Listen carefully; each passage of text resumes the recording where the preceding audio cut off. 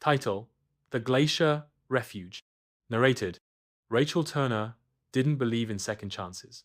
Not after what had happened. A biologist specializing in polar bears, she accepted an expedition to the north, from Canada, to study the thawing and get away from the noise, and her ex. The last thing she imagined was that this trip would lead her to face not only the ice, but also the fire she thought was extinguished in her chest. The helicopter landed in the middle of an anticipated storm. Temperatures were dropping, and the wind cut like knives. At the remote base, Logan Hayes, a survival expert, awaited him, a mountain man. Tall, serious, steely gaze, and hoarse voice. Ex-soldier, now rescuer. Rachel, with her camera hanging and her defiant look, soon clashed with him. "Are you always this friendly?" "Is it only with me?" she asked after the second day, without exchanging more than instructions. "Only with people who underestimate the mountain," he replied, without turning his face. She snorted. He was so cold, like the weather.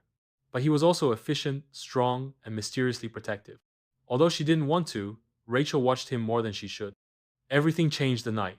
A strong storm forced them to abandon the main cabin. The wind tore part of the roof, and with only the necessary things in their backpacks, they walked for hours through the snow towards an old abandoned shelter. The silence reigned, except for the sound of their breaths and the trembling of the wind.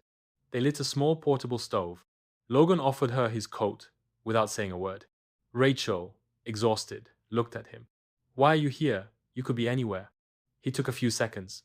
"Because, on the ice, everything is clear, without distractions, without people who promise you things they're never going to fulfill."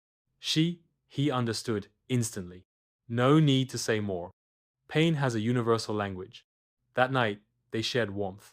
First out of necessity, then out of desire. Their lips sought each other in the shadows, with clumsiness, with hunger. The ice outside was nothing compared to what burned between them.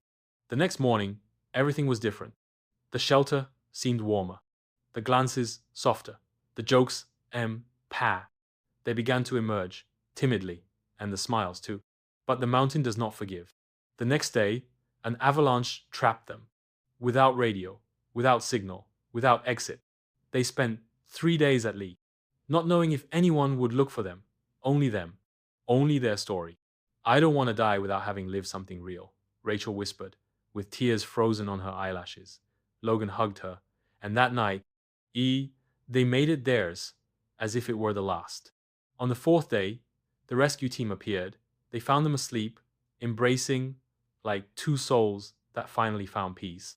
They returned to the base, and from there to their cities. But none could continue as before.